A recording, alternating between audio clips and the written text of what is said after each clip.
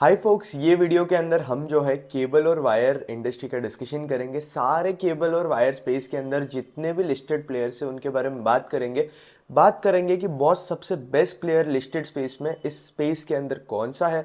इसके साथ साथ बाकी प्लेयर्स किस तरीके से परफॉर्म कर रहे हैं, पूरा केबल्स और वायर्स इंडस्ट्री का जो है हम पूरी तरीके से आइडिया ले लेंगे। पहले पहले हम ब्रीफ में इंडस्ट्री के बारे में बात करते हैं और फिर उसके बाद हम जो है एक एक प्लेयर कवर करेंगे, उनकी वैल्यूएशन किस तरीके से है, उनकी ग्रोथ किस तरीके से आ रही है, इसके साथ साथ वो अपने कॉन कॉल के अंदर क्या इनसाइट्स दे रहे हैं और एक एक कॉन कॉल को हम डिफ्रेंशिएट करेंगे और फिर उसके बाद डिसाइड करेंगे कि यार कौन सच बोल रहा है, कौन झूठ बोल रहा है, कौन सा प्लेयर एक्चुअली अच्छा है और इन्वेस्टेबल है।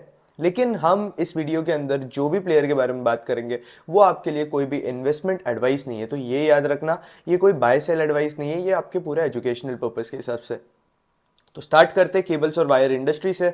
अगर हम बात करें तो इंडिया का जो वायर्स और केबल्स का मार्केट है वो कुछ 11 to 13% के रेट पे जो है वो ग्रो करेगा FY24 से FY29 तक। मतलब अच्छा खासा पोटेंशियल है। हर साल अगर आप देखोगे तो ये नंबर से आप आइडिया लगा सकते हो कि कोई भी कंपनी में बेयर मिनिमम जो ग्रोथ होगी वो कम से कम 11 to 13% के बीच में होनी चाहिए। ये जो है बेयर मिनिमम ग्रोथ जो है उसकी एक्सपेक्टेशंस है हर एक कंपनी से। तो आप इस तरीके से जो मार्केट की मिनिमम ग्रोथ है उसी तरीके से आप उस कंपनी को भी जो है वो मिनिमम ग्रोथ नंबर दे सकते हो, क्योंकि बॉस अगर मार्केट 13% से इंक्रीज कर रहा है तो ऑब्वियसली आपकी कंपनी के रेवेन्यूज जो है वो भी 13% से इंक्रीज होने ही चाहिए। उसके बाद बात करें तो आज के डेट पे जो एक्सपोर्ट्स का शेयर है वो 5% FY19 से लेके 10% के आसपास चल जा चुका है FY24 के अंदर। और अगर आप केबल्स और वायर्स इंडस्ट्री को ट्रैक करते हो तो बॉस आपको पता ही होगा कि यार एक्सपोर्ट्स में मार्जिन्स कितने ज़्यादा होते हैं केबल्स और वायर्स में। अगर आप नॉर्मली डोमेस्टिक इंडिया के अंदर सेल करोगे या डोमेस्टिक मार्केट के अंदर सेल करोगे तो सीन ये होता है कि आपके मार्जिन्स थोड़े कॉन्ट्रैक्शन के साइड पे चले जाते हैं। बट अगर आप एक्सपोर्ट करोगे तो आपके मार्जिन्स भी उसी तरीके से एकदम सुपर मार्जिन्स रहेंगे।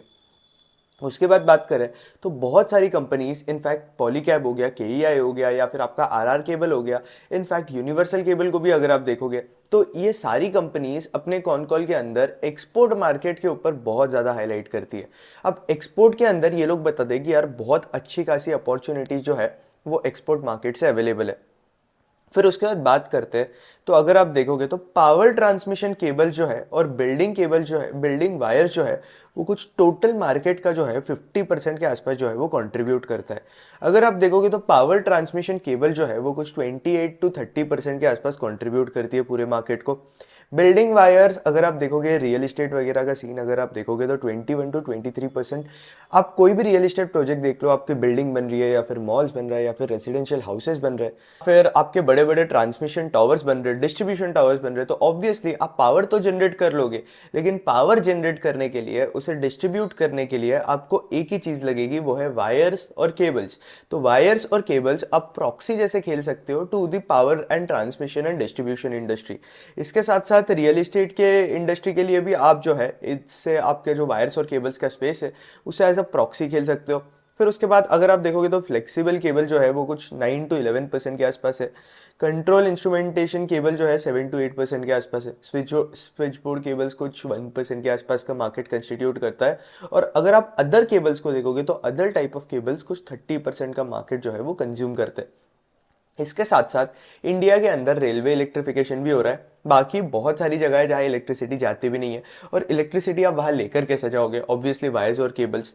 तो आप इस तरीके से बस एक स्पेस को लेकर कंटिन्यूस, अगर आप बाकी स्पेसेस को देखोगे तो बाकी स्पेसेस के लिए आप प्रॉक्सी खेल सकते हो बस एक स्पेस के अंदर इन्वेस्ट कर कर। तो केबल्स और वायर जो है बड़ी इंटरेस्टिंग स्पेस है, बड़ी फास्ट ग्रोइंग है, और ये जो है बेसिकली आपकी इंडिया की जो सबसे बड़ी इंफ्रा स्टोरी है उसके ऊपर बैठ लेती है, मैन्युफैक्चरिंग सेगमेंट के ऊपर बैठ लेती है। क्योंकि आप कहीं भी फैक्ट्री बिल्ड कर लो, कुछ भी कर लो, केबल्स और वायर्स इज नेसेसरी। आप कोई भी इंफ्रा खड़ा कर लो, केबल्स और wires is necessary. Real estate, cables और वायर्स इज नेसेसरी। तो हर जगह अगर आप देखोगे तो केबल्स और वायर्स की बॉस नीड जो है वो बहुत ज़्यादा है। उसके साथ साथ जैसे जैसे ये कंस्ट्रक्शन वगैरह इंक्रीज होते जा रहा है, FMEG बोलते हैं हमें, फास्ट मूविंग इलेक्ट्रॉनिक गुड्स, ये वाली जो इंडस्ट्री है ये भी बड़ी फास्ट ग्रो हो रही है। FMEG के अंदर क्या आता है, अगर आप देखोगे तो हमारे स्विच बोर्ड्स हो गए या फिर बल्ब्स वगैरह हो गए या फिर अलग अलग टाइप के LED लाइट्स वगैरह हो गए, तो जो प्रोडक्ट्स हम हमारे घर के अंदर यूज़ करते हैं इंटीरियर वगैरह के अंदर, उन्हें जो है हम FMEG प्रोडक्ट्स बोलते हैं। तो ये इंडस्ट्री भी बड़ी फास्ट ग्रो हो रही है। अगर आप कंपनीज को ट्रैक करते हो तो पॉलीकैब देखो, केईआई देखो, आरआर केबल देखो, सबकी एफएमईजी जो स्पेस है अगर आप देखोगे, सबका जो एफएमईजी वाला पार्ट है वो बड़े फास्ट पेस पे ग्रो हो रहा है, बहुत अच्छी खासी ग्रोथ रेट देखने मिल रही है। लेकिन एक ट्रेंड जो कि मैंने सारी कंपनीज को एनालाइज करते टाइम ऑब्जर्व किया कि बॉस ये एफएमईजी वाला जो सेगमेंट है वो सारी कंपनीज के अंदर लॉस में। कोई कंपनीज अभी इस साल ब्रेक इवन करेंगी, कोई FY26 के अंदर ब्रेक इवन करेगी, बट सबको जो है इस सेगमेंट के अंदर लॉसेस फेस करने मिल रहे हैं। फिर उसके बाद बात करें तो बेसिकली गवर्नमेंट भी अपने अपने बहुत सारे स्कीम्स लेकर आ रही है और रीन्यूएबल एनर्जी के ऊपर भी जो है वो बहुत ज़्यादा फोकस किया जा रहा है। अगर आप देखोगे तो सारे रीन्यूएबल एनर्जी वाले स्टॉक्स थे वहाँ जो है हमें टेलविंड्स देखने मिल रहे हैं, तो अच्छा खासा फोकस है। अगर आप देखोगे तो रीन्यूएबल एनर्जी के ऊपर जो है कुछ 101 बिलियन रुपीस का जो है वो स्पेंड किया गया था FY23 के अंदर, और FY20 के अंदर ये सिर्फ 37 के आसपास का था। मतलब बहुत ज़्यादा इंक्रीज देखने मिल रहा है हमें इस सेगमेंट के अंदर भी। इसके साथ साथ गवर्नमेंट जो है पॉलिसीज़ भी लेकर आ रही है ताकि इन चीज़ों को जो है वो प्रमोट किया जाए। जैसे कि अगर आप देखोगे तो गवर्नमेंट को जो है कोल से चीज़ें धीरे धीरे दूर लेकर जानी है। उन्होंने 2017 में शक्ति पॉलिसी भी स्टार्ट करी थी। फिर इसके साथ साथ इन्होंने जो है ट्रांसमिशन और डिस्ट्रीब्यूशन सेगमेंट के अंदर आई थिंक 9 लाख करोड़ का कुछ केपेक्स भी अनाउंस कर कर रखा था। इसके साथ साथ इन्होंने जो है प्राइवेट प्लेयर्स की एंट्री भी जो है वो अलाउ कर दी है आपका जो ट्रांसमिशन और डिस्ट्रीब्यूशन स्पेस है उसके अंदर। और इंडिया के अंदर बहुत ज़्यादा कैपेसिटी एडिशंस हो रही है पावर जनरेशन सेगमेंट के अंदर। आज के डेट पे मतलब FY25 का अगर हम देखें तो 475 टू 485 गीगावाट के आसपास रहेगा, बट वही चीज़ जो है वो लगभग 1.5x 1.75x हो जाएगा FY29 तक, जो कि अप्रॉक्सीमेटली 720 टू 730 गीगावाट के आसपास चल जाएगा। तो रिन्यूएबल एनर्जी के अंदर ग्रोथ हमें अच्छी खासी देखने मिलने वाली है, और आपका जो इंस्टॉल्ड कैपेसिटी है वो भी इंक्रीज होने वाला है। और वायर्स और केबल्स का नीड जो है वो कभी खत्म नहीं होगा, क्योंकि आप रिन्यूएबल एनर्जी से एनर्जी जनरेट करो, कोल से करो, ऑब्वियसली आपको वायर जो है वो ट्रांसमिशन और डिस्ट्रीब्यूशन के सेगमेंट के अंदर लगने ही वाली है, उसके लिए जो है कोई भी ऑप्शन नहीं है। तो वायर्स और केबल्स वाली इंडस्ट्री जो है नेवर एंडिंग इंडस्ट्री है, और जितना आपका इकोनॉमी के अंदर ग्रोथ आता रहेगा, इंफ्रा के अंदर ग्रोथ आता रहेगा, उतना बेटर ये आपका वायर्स और केबल्स वाला स्पेस जो है वो उतना अच्छा परफॉर्म करता रहेगा। फिर उसके बाद अगर आप देखोगे तो कंस्ट्रक्शन का जो स्पेंड है वो भी इंक्रीज होते जा रहा है, अगर आप देखोगे तो ये आप यहाँ ऑब्जर्व कर सकते हो। और फिर उसके बाद डेटा सेंटर्स के अंदर भी बहुत अच्छी खासी ग्रोथ देखने मिलने वाली है। इनफैक्ट अगर आप अनंत राज को ट्रैक करते हो तो अनंत राज ने भी डेटा सेंटर्स के ऊपर बहुत ज़्यादा स्ट्रेस किया है कि डेटा सेंटर्स का मार्केट इंडिया के अंदर कितना फास्ट तरीके से ग्रो होने वाला है। और अभी FY19 के अंदर ये कुछ 0.35 के आसपास था, ये कुछ FY27 के अंदर अप्रॉक्सीमेटली 2 to 2.3 गीगावाट के आसपास चल जाएगा। और इसके साथ साथ टेक्नोलॉजी इंक्रीज हो रही है, AI ML आ रहा है, बिग डेटा आ रहा है, 5G रोल आउट्स हो रहा है, तो ऑब्वियसली डेटा सेंटर्स की जो नीड है वो तो है। और डेटा सेंटर्स के अंदर डेटा ट्रांसमिट करने को क्या लगता है, आपका डेटा वायर्स। तो इस तरीके से आप देख सकते हो कि इस इंडस्ट्री का यूज़ जो है वो नेवर एंडिंग यूज़ है। अब मैं आपको इंडस्ट्री इतने अच्छे से समझा रहा हूँ क्योंकि बॉस अगर आपको कोई भी कंपनी समझनी है तो आपको इंडस्ट्री का आइडिया होना चाहिए। हाँ मुझे पता है, मेरे ही वर्ड्स है कि यार अगर हम मैक्रो की बात करें तो हम बहुत ज़्यादा खुश हो जाते हैं कि इंडस्ट्री कितना फास्ट ग्रो कर रही है, बट हम मैक्रो को देखकर हम हमारी कंपनी को भी जज कर सकते हैं कि यार ये कंपनी किस तरीके से परफॉर्म कर रही है। फिर इसके बाद बात करें तो रिन्यूएबल एनर्जी के अंदर और ज़्यादा कैपेसिटी एक्सपेंशन हो रही है। और अगर आप देखोगे तो BESS इस चीज़ के बारे में, BESS के बारे में हमने जेंसॉल्स एनर्जी वाला जो वीडियो है उसके बारे में जो है वो डिस्कशन किया था BESS के बारे में, जहाँ आप वो स्टोरेज फैसिलिटी होती है जहाँ आप बैटरी के अंदर सोलर एनर्जी वगैरह जो है वो स्टोर कर कर रख सकते हो। शक्ति पंप भी एक इंटरेस्टिंग कंपनी है सोलर सेगमेंट के अंदर, जो कि आप इंडिविजुअली जाकर स्टडी कर सकते हो, इंटरेस्टिंग प्लेयर है वो भी। और फिर इसके साथ साथ अगर आप देखोगे तो ईवी का जो पेनिट्रेशन है इंडिया के अंदर वो भी इंक्रीज होते जा रहा है, जिसकी वजह से इनकी नीड जो है ऑल टाइम रहेगी। तो बात करते हैं पहले सबसे बड़े प्लेयर की। सबसे बड़ा प्लेयर केबल्स और वायर्स के अंदर जो है वो है पॉलीकैब इंडिया। पॉलीकैब इंडिया अगर आप देखोगे तो पहले पॉलीकैब इंडिया की स्टॉक प्राइस के अंदर बहुत बड़ा इशू हो गया था। अगर आप नोटिस करोगे तो स्टॉक प्राइस सीधा कुछ ये FY24 के अंदर हुआ था, स्टॉक प्राइस सीधा 3,900 के लेवल के आसपास चले गया था, और वहाँ से स्टॉक प्राइस जो है वो बहुत अच्छा रैली देखने मिला है हमें। चीज़ क्या है पता है क्या, कि पॉलीकैब के बारे में एक न्यूज़ आ गई थी, आई थिंक IT रेट के बारे में न्यूज़ आ गया था, और फिर उसके बाद पॉलीकैब का स्टॉक जो है एकदम से टैंक कर गया। और फिर उसके बाद जो है जैसे जैसे पॉलीकैब मार्केट के अंदर ग्रोथ दिखाता रहा, मार्केट जो है वो आईटी रेड की जो भी चीज़ हुई थी, कॉर्पोरेट गवर्नेंस का जो भी इशू हुआ था वो भूल गया, और आगे जाकर आप देख सकते हो कि पॉलीकैब के स्टॉक ने कितनी बड़ी रैली दी है। तो ये चीज़ ऑब्जर्वेबल है। इससे हम क्या सीखते हैं कि मार्केट को जो है वो फ़र्क नहीं पड़ता है कि आपके कंपनी के अंदर कितना बड़ा कॉर्पोरेट गवर्नेंस इशू हो रहा है। अगर आपके कंपनी के अंदर अच्छी खासी ग्रोथ देखने मिल रही है हमें, तो बॉस ये इशू जो है उससे इतना अफेक्ट नहीं करता है आपका स्टॉक प्राइस। ग्रोथ ही जो है एक ही चीज़ है जो कि मार्केट जो है वो चेस करता है। और पूरे केबल्स और वायर्स के सेगमेंट में पॉलीकैब जो है, in the big players I am talking about, सबसे बेस्ट ग्रोथ दिखा रहा था। अगर आप देखोगे तो 30% पे पॉलीकैब अपनी टॉप लाइन को जो है ग्रो करते जा रहा था, जहां बाकी प्लेयर्स देखोगे तो इतनी अच्छी खासी ग्रोथ नहीं थी। इसके साथ साथ इंडस्ट्री वाइज भी बहुत ज़्यादा टेलविंड आ रही थी। तो पॉलीकैब के अंदर अगर आप देखोगे तो अच्छा खासा पीई री रेटिंग जो है वो देखने मिला। ये स्टॉक आराम से 35-38 के पीई पे ट्रेड कर रहा था, वहाँ से ये स्टॉक जाकर 60 के पीई के आसपास ट्रेड कर रहा है। इसके बीच में तो स्टॉक का पीई और भी इंक्रीज हो गया था, 62-65 के आसपास भी चले गया था। अब भी थोड़ा पीई जो है इनका रिड्यूस हो चुका है। फिर इसके बाद बात करें तो पॉलीकैब के एक बार हम सेगमेंट्स की बात करेंगे, पॉलीकैब किन किन सेगमेंट्स के अंदर काम करता है। तो अगर आप देखोगे तो पॉलीकैब जो है वायर्स और केबल्स वाले सेगमेंट के अंदर काम करता है, एफएमईजी वाले सेगमेंट के अंदर काम करता है, और एक और जो है इनका सेगमेंट वो है ईपीसी वाला सेगमेंट। अगर आप देखोगे तो पॉलीकैब के सबसे ज़्यादा मार्जिन जो होते हैं वो है वायर्स और केबल सेगमेंट से आते हैं, और एफएमईजी से, जैसे कि मैंने आपको बताया पहले कि यार पॉलीकैब का जो एफएमईजी वाला सेगमेंट है वो भी करंटली जो है वो लॉस मेकिंग है। Q2 की बात करें हम पॉलीकैब की, तो इस बार Q2 में अगर आप देखोगे तो पॉलीकैब ने जो है अपनी टॉप लाइन जो है वो 30% के आसपास ग्रो की। Q1 के अंदर अगर आप देखोगे तो ग्रोथ रेट जो है वो थोड़ा रिड्यूस हो गया था, और टॉप लाइन जो है सिर्फ 20% के आसपास ही ग्रो करी, क्योंकि Q1 के अंदर इंफ्रास्ट्रक्चर स्पेंडिंग, गवर्नमेंट स्पेंडिंग और प्रोजेक्ट्स वगैरह जो है वो थोड़े हॉल्ट पे चले गए थे, क्योंकि इलेक्शन आने वाला था, पॉलिटिकल थोड़ी सी इंस्टेबिलिटी थी। अब जाके पॉलिटिकल सिनेरियो जो है वो पूरी तरीके से स्टेबल हो चुका है, गवर्नमेंट स्पेंडिंग फिर से स्टार्ट हो चुकी है। तो अभी ग्रोथ जो है पॉलीकैब के टॉप लाइन के अंदर हमें जो है वो फिर से देखने मिल रही है। बट एक चीज़, पॉलीकैब के केस में हमें प्रॉफिट की ग्रोथ इतनी अच्छी नहीं देखने मिल रही है, ऑपरेटिंग डी लेवरेज देखने मिल रहा है। अगर आप देखोगे तो सेल्स ग्रोथ 30% की हुई है, बट आप प्रॉफिट ग्रोथ देखो तो बहुत सिर्फ 3% के आसपास का हुआ है। तो ऑब्वियसली आप एक्सपेक्ट करोगे कि यार बेटर प्रॉफिट ग्रोथ दिखाए पॉलीकैब, लेकिन उसके पीछे भी जो है बहुत सारे रीजंस है। अगर आप देखोगे तो पॉलीकैब के जो एक्सपोर्ट्स थे वो रिड्यूस हो चुके हैं पहले से, और फिर इसके साथ साथ जैसे कि मैंने आपको पहले ही बताया, एक्सपोर्ट के अंदर मार्जिन ज़्यादा होते हैं, तो इसलिए पॉलीकैब के मार्जिन वहाँ रिड्यूस हो गए। अगर आप नोटिस करोगे तो पॉलीकैब के मार्जिन के अंदर भी जो है वो हमें थोड़े से चेंजेस देखने मिले हैं। अब चीज़ सीन ये है कि यार हमें मार्जिन्स के अंदर डिक्रीज देखने मिला है क्योंकि एक्सपोर्ट्स रिड्यूस हो गए। इसके साथ साथ हमारा जो कॉस्ट ऑफ गुड सोल्ड होता है उसके अंदर हमें इंक्रीज देखने मिला। अब कॉस्ट ऑफ गुड सोल्ड के अंदर हमें इंक्रीज क्यों देखने मिला, क्योंकि अगर आप देखोगे तो कॉपर के प्राइजेस जो है, कॉपर जो कि एक मेन इंग्रेडिएंट होता है हर एक वायर्स और केबल के अंदर, तो उसके प्राइजेस के अंदर बहुत ज़्यादा फ्लक्चुएशंस देखने मिले। अगर आप देखोगे तो कॉपर के प्राइस जो है इस तरीके से मूव हो रहा था, पहले ऊपर जा रहा था, फिर नीचे जा रहा था, फिर ऊपर, फिर नीचे, और फिर अभी कॉपर के प्राइस के अंदर सीन क्या हो गया कि पॉलीकैब ने जब इन्वेंट्री लेकर रखी, नॉट ओनली पॉलीकैब, आपका केईआई देख लो या बाकी बड़े बड़े प्लेयर्स देख लो, आरआर केबल देख लो, इनफैक्ट फिनोलेक्स केबल ने तो अपने कॉन कॉल के अंदर सिर्फ कॉपर प्राइस के बारे में ही बात की है। इनकी कॉन कॉल पढ़कर मैं पूरा कॉपर प्राइसेस के बारे में जो भी चीज़ थी हर एक चीज़ सीख गया। तो अगर हम बात करें, मजाक की बातों से हटकर हम बात करें, तो यार सीन क्या हो रहा था कि कॉपर के जो प्राइजेस है वो बहुत ज़्यादा फ्लक्चुएट हो रहे थे।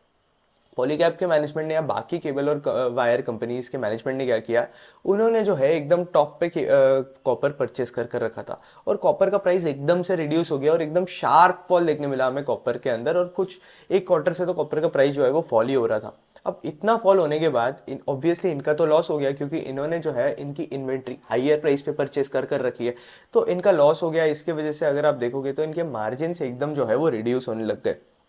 तो ये एक इशू हुआ पॉलीकैब के साथ और आपकी बाकी कंपनीज के साथ। इसके साथ साथ केईआई के कॉन कॉल में भी मैंने देखा कि यार एक्सपोर्ट का जो सेल्स है वो एकदम रिड्यूस हो गया है, और export obviously being a high margin segment, वहाँ पे जो है इनके मार्जिन और थोड़े रिड्यूस हो गए हैं। हालांकि एक्सपोर्ट की अपॉर्चुनिटी खत्म नहीं हुई है, एक्सपोर्ट के अंदर बहुत अच्छी अपॉर्चुनिटी है, बट इस 2 क्वार्टर के अंदर जो है वो हमें इतना देखने नहीं मिला। तो ये कुछ रीजंस थे जिसकी वजह से पॉलीकैब के मार्जिन्स वगैरह जो है वो रिड्यूस हो गए।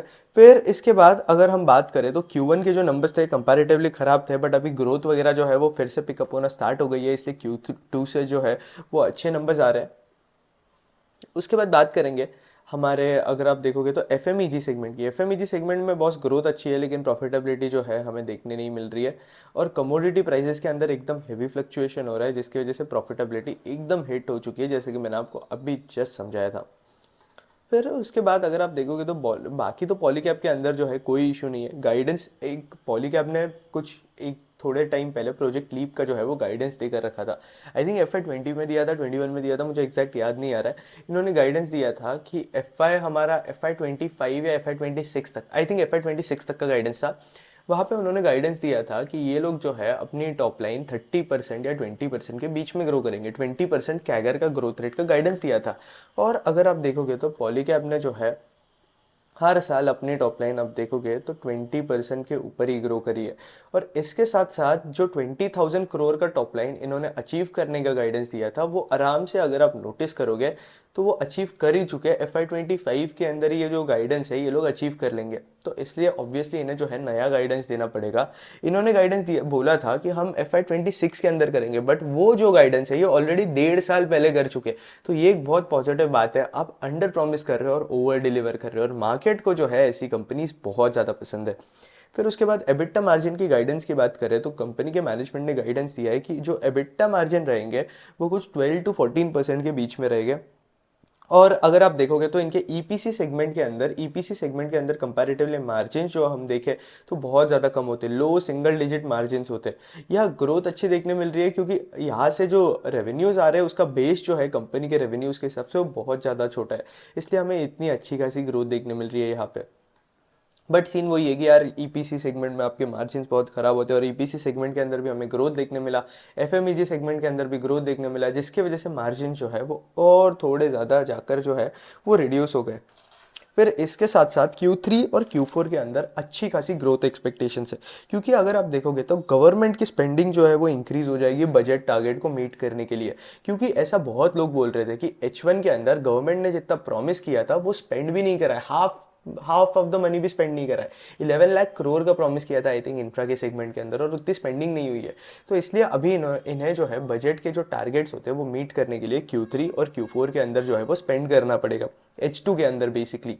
तो इसलिए Q3 और Q4 के अंदर जो है अच्छी खासी ग्रोथ एक्सपेक्टेड है। और आपका जो इंटरनेशनल बिजनेस है, एक्सपोर्ट वाला बिजनेस है, वो भी Q3 और Q4 के अंदर जो है इंप्रूव हो जाएगा, जिसके वजह से हमें Q3 और Q4 के अंदर अच्छे खासे मार्जिन देखने मिल सकते हैं पॉलीकैब के अंदर। उसके बाद बात करें तो पॉलीकैब का जो केबल्स और वायर्स का मिक्स है वो 70-30 के आसपास है, मतलब 70 आपका केबल्स होगा और 30 जो है आपका वायर्स होगा। ऑब्वियसली अगर आप केबल्स और वायर्स के अंदर देखोगे तो केबल्स के अंदर आपके जो मार्जिन होते हैं वो वायर से कंपैरेटिवली ज़्यादा होते हैं, इसलिए ये लोग प्रेफर करते हैं कि ये लोग केबल ज़्यादा सेल करें। लेकिन इस क्वार्टर में क्या हुआ Q2 के अंदर कि वायर जो है वो कंपैरेटिवली केबल से ज़्यादा सेल हुई, जिसके वजह से आप अगर नोटिस करोगे तो मार्जिन के अंदर जो है हमें थोड़ा सा फॉल देखने मिला। अगर आप ऑपरेटिंग प्रॉफिट मार्जिन देखोगे तो उसके अंदर जो है हमें फॉल देखने मिला, तो ये एक रीज़न था। फिर यार उसके बाद बात करें तो इनकी पॉलीकैब की अगर आप देखोगे तो 90% ऑफ द सेल जो है वो डिस्ट्रीब्यूटर के थ्रू होती है, और डिस्ट्रीब्यूटर के थ्रू जो भी सेल्स होती है उनके केस में अगर आप देखोगे तो इनके मार्जिन वगैरह भी जो है वो बहुत अच्छे होते हैं। पॉलीकैब कॉन्स्टेंटली अपने डिस्ट्रीब्यूटर्स इंक्रीज करते जा रहा है और टच पॉइंट्स भी इनके कॉन्स्टेंट इंक्रीज हो रहे हैं। और अगर आप देखोगे तो आई थिंक पूरे कंट्री के अंदर नंबर ऑफ डिस्ट्रीब्यूटर जो कि पॉलीकैब के है उसको कोई दूसरा प्लेयर जो है वो मैच नहीं कर सकता है।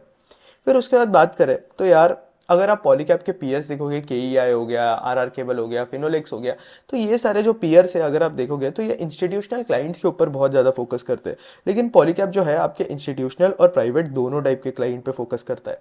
पॉलीकैब इंडिया का जो ट्रांसमिशन सेक्टर के अंदर जो एक्सपोजर है वो बहुत ज़्यादा कम है, क्योंकि ट्रांसमिशन सेक्टर के अंदर जो है आपको एकदम हाई वोल्टेज केबल लगती है। हाई वोल्टेज केबल पॉलीकैब जो है वो प्रोड्यूस नहीं करता है, हालांकि वो फैसिलिटी स्टार्ट कर रहे हैं उसके लिए। तो वहाँ पे जो है अगर आप देखोगे तो फैसिलिटी एक बार स्टार्ट हो गई तो ठीक हो जाएगी चीज़ें, पॉलीकैब फिर से हाई वोल्टेज केबल प्रोड्यूस कर पाएगा। बट एट करंट स्टेज सिर्फ KEI ही एक प्लेयर है जो कि हाई वोल्टेज केबल जो है, एक्स्ट्रा हाई वोल्टेज केबल जो कि ट्रांसमिशन के अंदर लगती है वो प्रोड्यूस कर रहा है। और फिर उसके बाद अगर हम देखें तो पॉलीकैब ने गाइडेंस देकर रखा है कि ये लोग हर साल 1000 करोड़ के आसपास का केपेक्स करते रहेंगे। और अभी अगर आप देखोगे तो कमोडिटी प्राइस की वजह से थोड़े से मार्जिन फ्लक्चुएशन हुए, लेकिन आगे जाकर अगर आप देखोगे तो कॉपर के प्राइसेस जो है वो थोड़े स्टेबलाइज होने देखने स्टार्ट हो गए। फिनोलेक्स ने भी अपने कॉन कॉल में इस चीज़ के ऊपर स्ट्रेस करा हुआ है। और अगले 2-3 साल के लिए कैपेसिटी एडिशन जो है वो लगभग हो चुका है इनका। और अगर आप डोमेस्टिक डिमांड देखोगे तो डोमेस्टिक डिमांड जो है वो कम से कम 2x ऑफ रियल जीडीपी है। हमारी रियल जीडीपी अगर हम देखें तो यार 7% के आसपास ग्रो कर रही है, और फिर रियल जीडीपी अगर मैं देखूँ तो 5 to 6% के आसपास चली जाती है। तो कम से कम डिमांड 10 to 11% के आसपास आराम से है, जो कि हमने इंडस्ट्री के नंबर्स पहले बात किए थे, उतना तो बेयर मिनिमम ग्रोथ दिखना ही चाहिए हमें केबल्स और वायर्स इंडस्ट्री के अंदर। नहीं तो फिर हम ये कंक्लूड कर सकते हैं कि यार डिमांड रिड्यूस हो रही है। लेकिन पॉलीकैब के मैनेजमेंट ने अपने कॉन कॉल के अंदर डिमांड पे बहुत ज़्यादा स्ट्रेस करा है। उन्होंने बोला है कि यार जितनी डिमांड है उतनी तो हम मीट भी नहीं कर पाएंगे, सारी कंपनीज को मिला दे तो भी इतनी ज़्यादा डिमांड जो है वो मीट नहीं हो सकती है। इसलिए ये लोग जो है ज़्यादा से ज़्यादा कैपेसिटी एडिशन कर रहे हैं। अगर आप देखोगे तो पॉलीकैब भी केपेक्स कर रहा है हर साल 1,000 करोड़ का, केईआई भी 2,000 करोड़ के आसपास का केपेक्स लेकर आ रहा है। सदानंद के अंदर इनकी एक और फैसिलिटी आ रही है, ग्रीन फील्ड फैसिलिटी आ रही है। तो केपेक्स ये लोग करते जा रहे हैं ताकि इनकी जो टॉप लाइन ग्रोथ है वो मेंटेन रहे, और जो इंक्रीजिंग डिमांड है वो ये लोग केटर करते रहे। तो इस चीज़ के लिए जो है केपेक्स सबसे ज़्यादा हो रहा है। एक्सपोर्ट मार्केट जो है आपको ऑब्वियसली बेटर मार्जिन देता है, और वहाँ जो है प्राइस सेंसिटिविटी कम होती है, इसलिए ये लोग जो है वो एक्सपोर्ट मार्केट को प्रेफर करते हैं। बट थोड़ा सा हमें जो है स्लो डाउन देखने मिला है आपके यूएस और यूरोप के अंदर इस आपके केबल्स और वायर्स के एक्सपोर्ट्स के इसमें। और फिर उसके बाद अगर आप देखोगे तो Q2 के अंदर कैपेसिटी यूटिलाइजेशन जो है वो थोड़ी रिड्यूस हो गई थी। और ऑब्वियसली आपने नोटिस किया रहेगा, अगर आप ईपैक को ट्रैक करते हो तो ईपैक के केस में भी ऐसा ही हुआ था कि कैपेसिटी यूटिलाइजेशन रिड्यूस हो गई थी। और अगर आप देखोगे ईपैक को जाकर ही देख लेते, कैपेसिटी यूटिलाइजेशन रिड्यूस हो गई थी, जिसकी वजह से हमें हमारे मार्जिन्स के अंदर जो है हमें अच्छा खासा फॉल देखने मिला था। तो वही चीज़ सेम हुआ है कि पॉलीकैब के साथ आपके इस क्वार्टर के अंदर। और फिर उसके बाद अगर आप देखोगे तो एक्सपोर्ट का परफॉर्मेंस जो है वो H2 के अंदर बेटर होगा, ऐसा मैनेजमेंट बता रहा है। और पॉलीकैब जो है अभी स्विच गियर के अंदर छोटा प्लेयर है, आई थिंक 5 to 10 के बीच में आता है, और इन्हें जो है स्विच गियर इंडस्ट्री के अंदर टॉप 3 प्लेयर्स के अंदर आना है। और पॉलीकैब के केस में अगर आप देखोगे तो ये पॉसिबल भी है, क्योंकि पॉलीकैब क्या करता है, पॉलीकैब जो है वो क्रॉस सेलिंग कर सकता है आराम से। क्योंकि ये जहाँ वायर्स वगैरह सेल करता है, वायर्स और केबल्स, और आपका कोई रियल इस्टेट क्लाइंट आता है आपके पास, तो आप उन्हें ऑब्वियसली वायर्स भी सेल कर सकते हो, केबल्स भी सेल कर सकते हो, इसके साथ साथ आपके एफएमईजी प्रोडक्ट सेल कर सकते हो, स्विच गियर सेल कर सकते हो। आप बोलोगे ना कि बॉस आप वैसे भी वायर्स और केबल्स ले रहे हो, तो आप हमसे इतना ही ट्रस्ट करते हो, तो आप ये वाले प्रोडक्ट्स भी ट्राई करके देख लो, ये भी देख लो। तो इस तरीके से डिस्ट्रीब्यूटर्स के थ्रू ये लोग जो है क्रॉस सेलिंग कर सकते हैं अच्छी खासी। और मार्जिन्स अगर आप देखोगे तो कुछ सेगमेंट जो है हाईयर मार्जिन्स देते हैं, जैसे कि केबल्स की तरह, फिर वायर्स थोड़े कम मार्जिन्स पे आ जाते हैं। और फिर उसके बाद जो है अगर आप देखोगे तो ईपीसी वाले तो सबसे बकवास मार्जिन है, लो हाई सिंगल डिजिट मार्जिन के आसपास है। इसके साथ साथ आरडीएसएस स्कीम के अंदर इनके पास टोटल 48 बिलियन रुपीस के आसपास का ऑर्डर बुक पड़ा हुआ है, जो कि अगले 2 से 3 साल के अंदर जो है वो एग्जीक्यूट होना है। और अगर आप देखोगे तो पॉलीकैब का अगर आप देखोगे आप बोलोगे कि यार डिमांड बहुत अच्छी थी तो कैपेसिटी यूटिलाइजेशन लो क्यों हो रहा है। अगर आप देखोगे तो Q1 के अंदर जो डिमांड है वो थोड़ी रिड्यूस हो गई थी, क्योंकि बहुत सारा इंफ्रा प्रोजेक्ट्स और बहुत सारे प्रोजेक्ट्स जो है वो थोड़े हॉल्ट पे आ गए थे। अब हॉल्ट पे आ गए थे तो इनके पास जो इन्वेंट्री है वो बहुत ज़्यादा इंक्रीज हो गई थी, और इन्वेंट्री एक बार इनके पास इंक्रीज हुई पड़ी है, और Q2 के अंदर इनके पास अगर ऑर्डर आएंगे तो ऑब्वियसली इनके पास जो इन्वेंट्री यहाँ पड़ी हुई है उन्हें जो है वो सेल करनी ही पड़ेगी, पहले की पड़ी हुई इन्वेंट्री। और फिर पहले की पड़ी हुई इन्वेंट्री एक बार वो सेल करेंगे, फिर उसके बाद वो लोग नए ऑर्डर्स की जो इन्वेंट्री बनाएंगे वो सेल करेंगे ना। तो यही रीजन की वजह से पॉलीकैब का अगर आप देखोगे तो कैपेसिटी यूटिलाइजेशन जो है वो थोड़ा सा रिड्यूस हो गया था।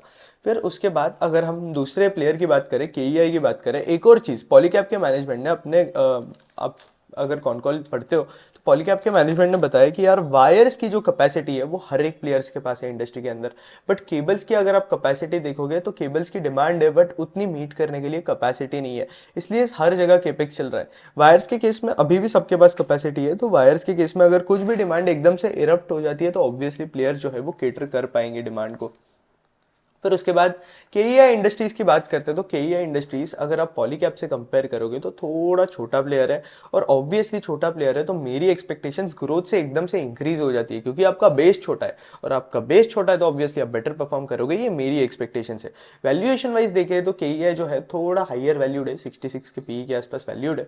और केईआई को भी अगर हम देखें तो केईआई जो है वही वायर्स केबल्स ईपीसी वाला सेगमेंट, सेम सेगमेंट जिसके अंदर पॉलीकैब काम करता है उसी सेगमेंट के अंदर जो है वो केईआई भी काम करता है। इनके अगर आप देखोगे तो केईआई के टोटल 8 मैन्युफैक्चरिंग प्लांट के आसपास है, ऑर्डर बुक इनके पास एकदम हेल्दी है, कस्टमर्स नंबर ऑफ कस्टमर्स इनके अच्छे हैं, अच्छे खासे आई थिंक 2000 प्लस कस्टमर्स है इनके। और अगर आप देखोगे तो केईआई के पास जो है एक स्पेशलिटी है, वो है इनका एक्स्ट्रा हाई वोल्टेज।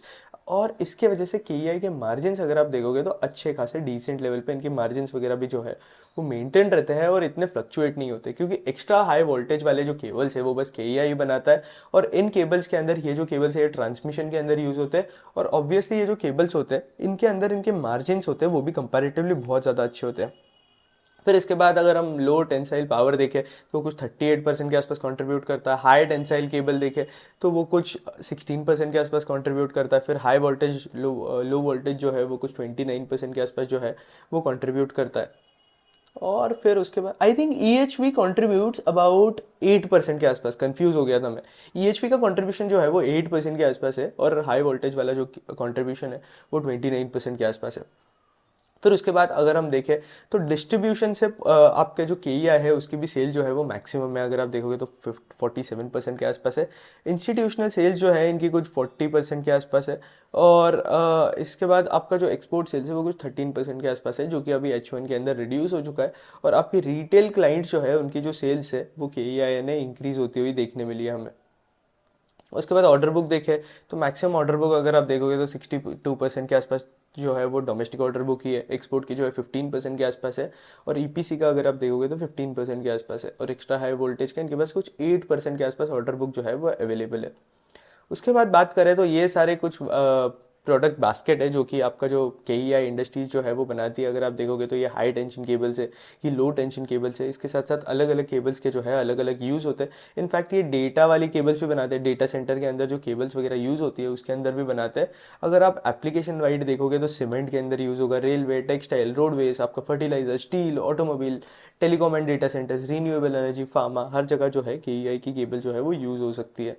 इसलिए ये लोग, पॉलीकैप के केस में भी ऐसा ही है कि ये लोग अलग अलग कस्टमर्स के लिए अलग अलग डिफरेंट टाइप ऑफ केबल्स बनाते हैं, अलग अलग इंडस्ट्रीज के हिसाब से, और उस हिसाब से जो है ये लोग डिमांड केटर करते हैं। बाकी अगर आप देखोगे तो ठीक ही है। KEI के अंदर ग्रोथ कितना आ रहा है वो इंपॉर्टेंट हो जाता है, वो हमें देखना। अगर आप देखोगे तो KEI के अंदर Q2 के अंदर वही KEI से अपना लेवल ऑफ ग्रोथ जो है वो मेंटेन कर कर चलता है। इन्होंने गाइडेंस भी 17% के आसपास का देकर रखा है।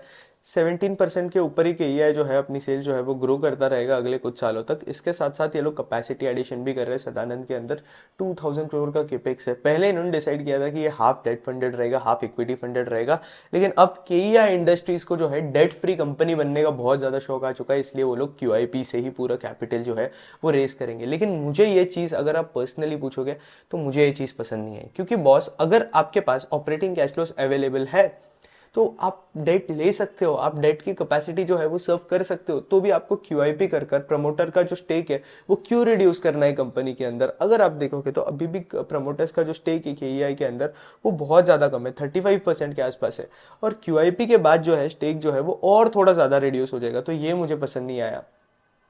इस क्वार्टर में अगर हम देखें, इस क्वार्टर की बात करें तो इस क्वार्टर में सेल जो है 17% से ग्रो हुई है, और अगर हम year on year profit growth देखें तो प्रॉफिट ग्रोथ 10% की है। रीज़न वही सेम है जो कि हमने पहले बात की, क्योंकि जो हमने पॉलीकैप के अंदर डिस्कशन किया वो सिर्फ पॉलीकैप के बारे में ही था। प्राइजेस फ्लक्चुएशन, एक्सपोर्ट वगैरह ये जो भी बातें की ये सिर्फ पॉलीकैप के लिए नहीं था, ये आपकी जो बाकी ओवरऑल कंपनीज है उनके लिए भी सेम डिस्कशन था। फिर उसके बाद अगर आप देखोगे तो इनका जो 1800 करोड़ वाला जो केपेक्स है वो कुछ Q3 FY26 के अंदर खत्म हो जाएगा, और केपेक्स की वजह से ये लोग जो है आराम से 17% के आसपास जो है वो ग्रो करते रहेंगे।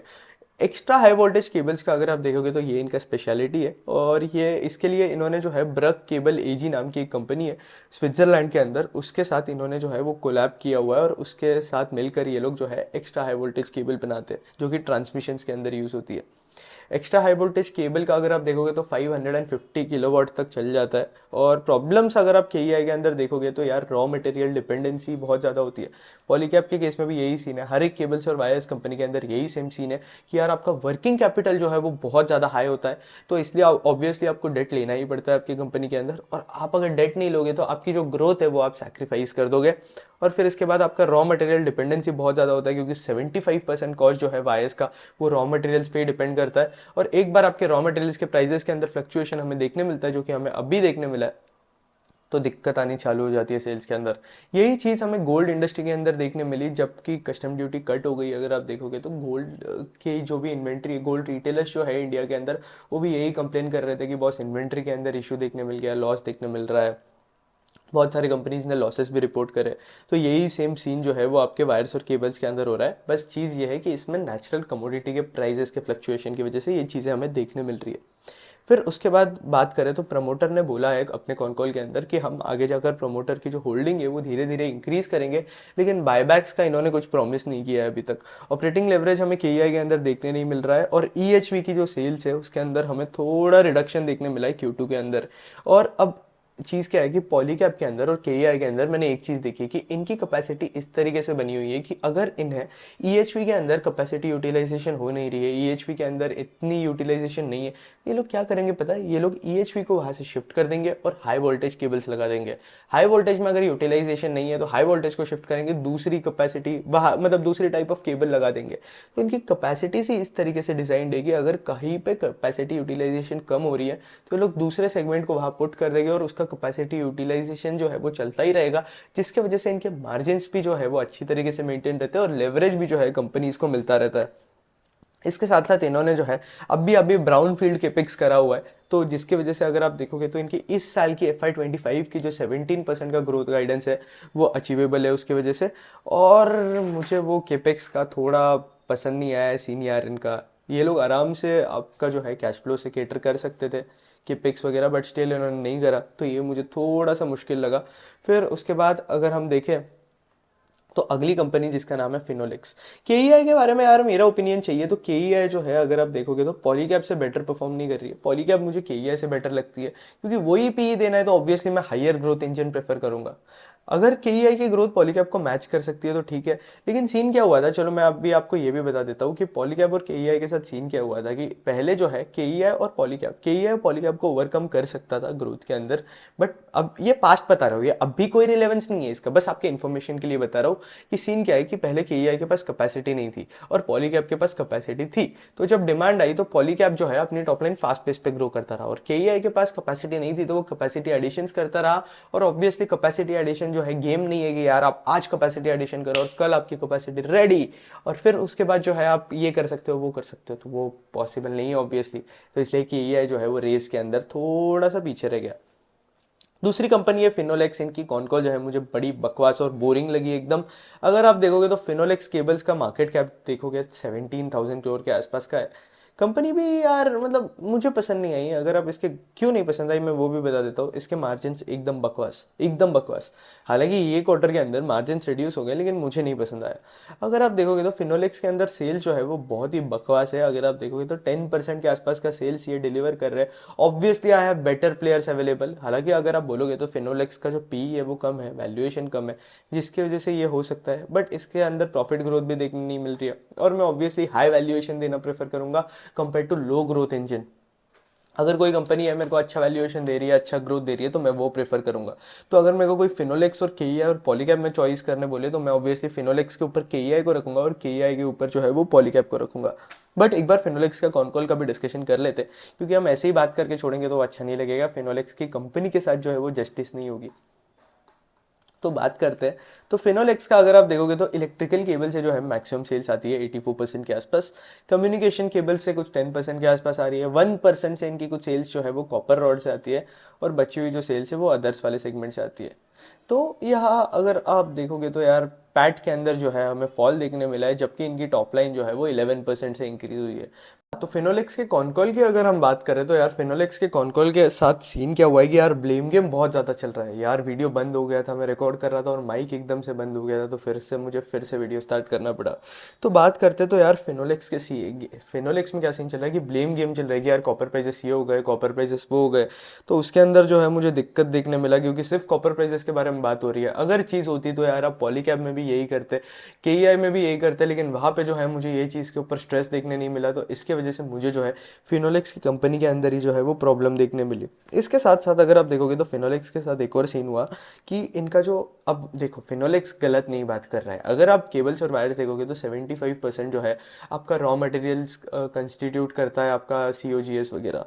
तो उस हिसाब से अगर आप देखोगे तो ऑब्वियसली रॉ मटेरियल के प्राइजेस के अंदर फ्लक्चुएशन देखने मिलेगा। तो ऑब्वियसली आपकी ग्रोथ जो है, आपके मार्जिन जो है वो अफेक्ट होंगे, आपकी सेल जो है वो अफेक्ट होगी, क्योंकि कस्टमर्स को जो है आप कुछ लेवल तक प्राइस पास कर सकते हो, फिर उसके बाद जो है वो प्राइस पास करना पॉसिबल नहीं है। ये मैंने पॉलीकैब में भी पढ़ा, केईआई में भी पढ़ा, फिनोलेक्स में भी मैं यही चीज़ पढ़ रहा हूँ।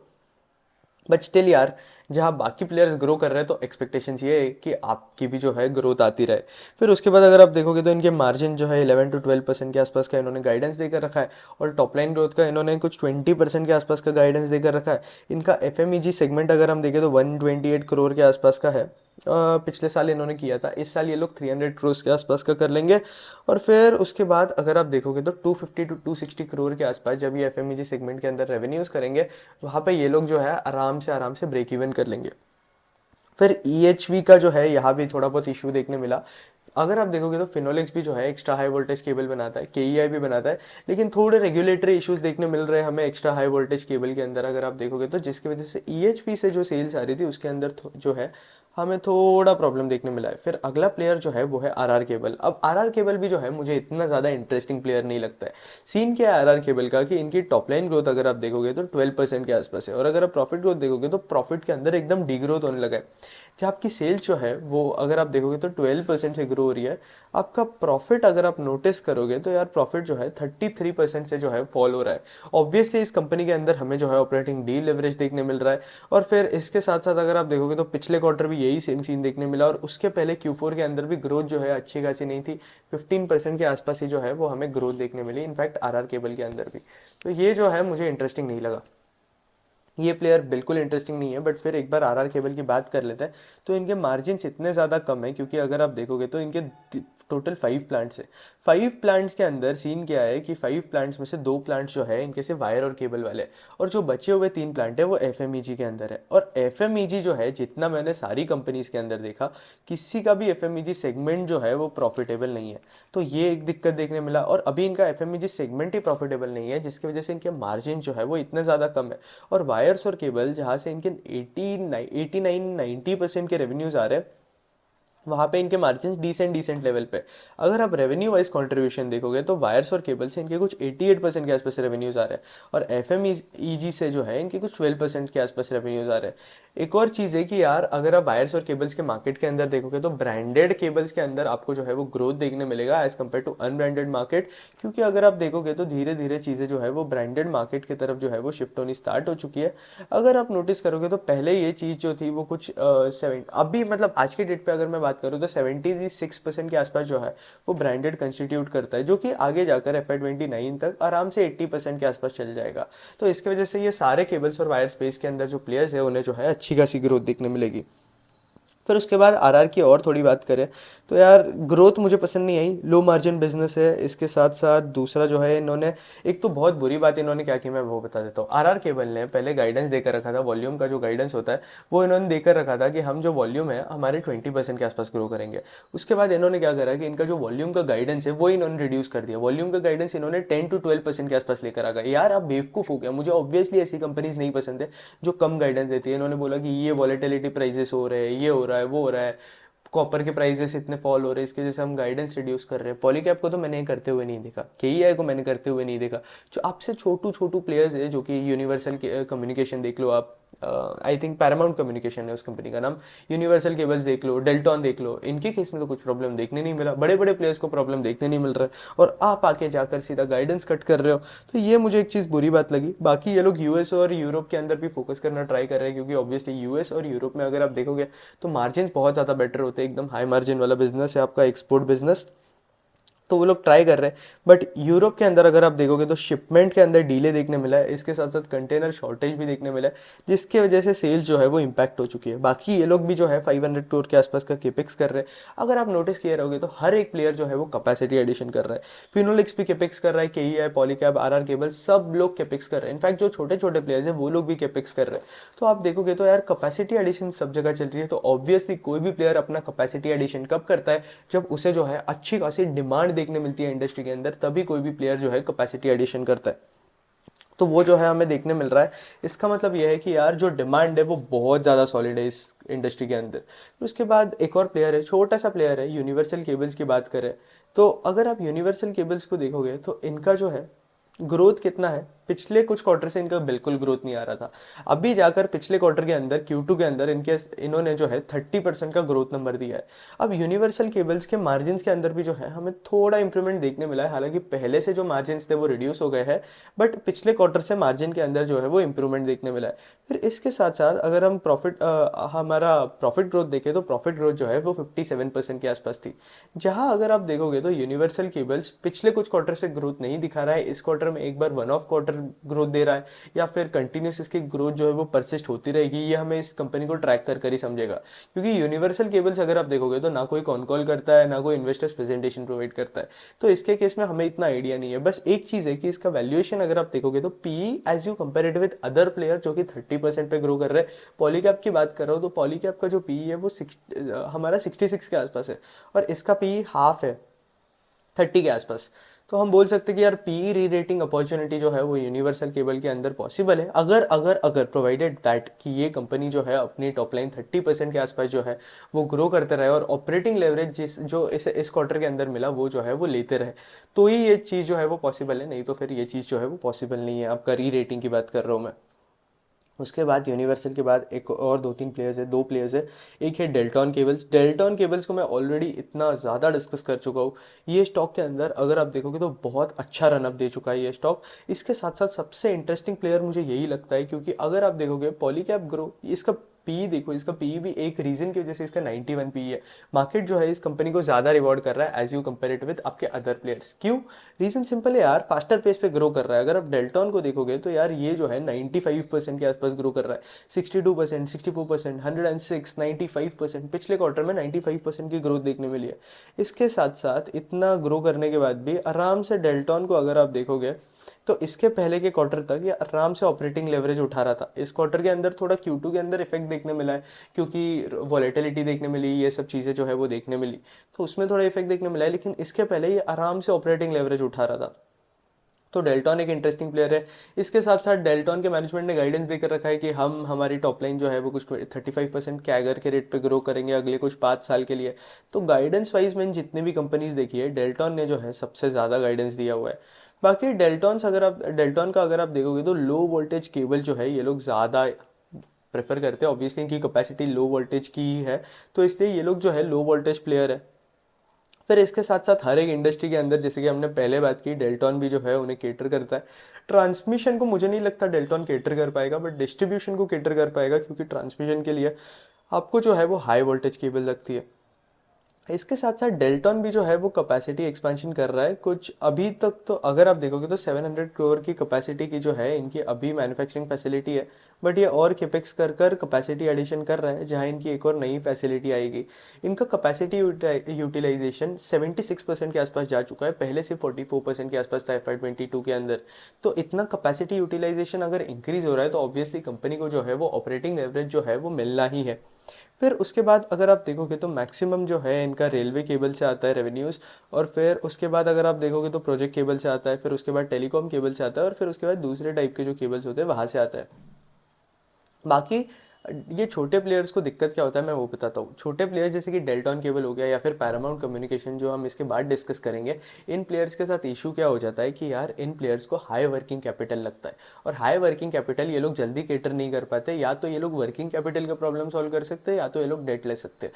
तो अब कोई भी कंपनी का अगर ग्रोथ माइंडसेट होगा तो वो डेट प्रेफर करेंगे, वर्किंग कैपिटल को ठीक करना प्रेफर नहीं करेंगे, क्योंकि आप वर्किंग कैपिटल को ठीक करने के लिए आपकी ग्रोथ जो है वो सैक्रिफाइस नहीं कर सकते हो। लेकिन हाँ, एक चीज़ है कि यार इन केस में अगर आप देखोगे तो वर्किंग कैपिटल बहुत ज़्यादा हाई लगता है आपके केबल्स और वायर्स इंडस्ट्री के अंदर। फिर उसके बाद अगर आप देखोगे तो अब भी करंटली डेल्टॉन की जो सेल्स है वो कुछ 400 करोड़ के आसपास है, जो कि इन्होंने 2030 तक गाइडेंस देकर रखा है कि 2500 करोड़ के आसपास जो है इनकी चली जाएगी। और फिर इसके साथ साथ हमें जो है कैपेसिटी यूटिलाइजेशन के अंदर भी जो है अच्छा खासा इंक्रीज देखने मिला है। फिर उसके बाद अगर आप देखोगे तो जैसे कि अगर आप देखोगे ब्रांडेड शेयर जो है वो इंक्रीज होते जा रहा है, जिसकी वजह से ऐसे प्लेयर्स को जो है वो फायदा मिल रहा है, छोटे छोटे प्लेयर्स जो है डेल्टॉन की तरह। बाकी डेल्टॉन जो है इंटरेस्टिंग प्लेयर है, आप ट्रैक कर सकते हो।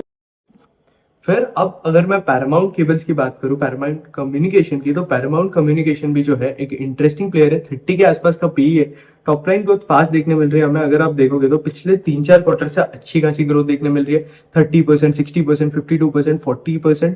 अब इंपॉर्टेंट चीज जो कि मैं इस कंपनी के अंदर ट्रैक कर रहा हूँ कि यार आपकी जो टॉप लाइन ग्रोथ है वो अगले क्वार्टर के अंदर भी जो है हमें अच्छी देखने मिले, और फिर मैं इस कंपनी को कंसिडर करना स्टार्ट कर दूंगा। क्योंकि अगर आप देखोगे तो यार इसका पी जो है बहुत ज्यादा अंडरवैल्यूड लग रहा है, 26 के आसपास है।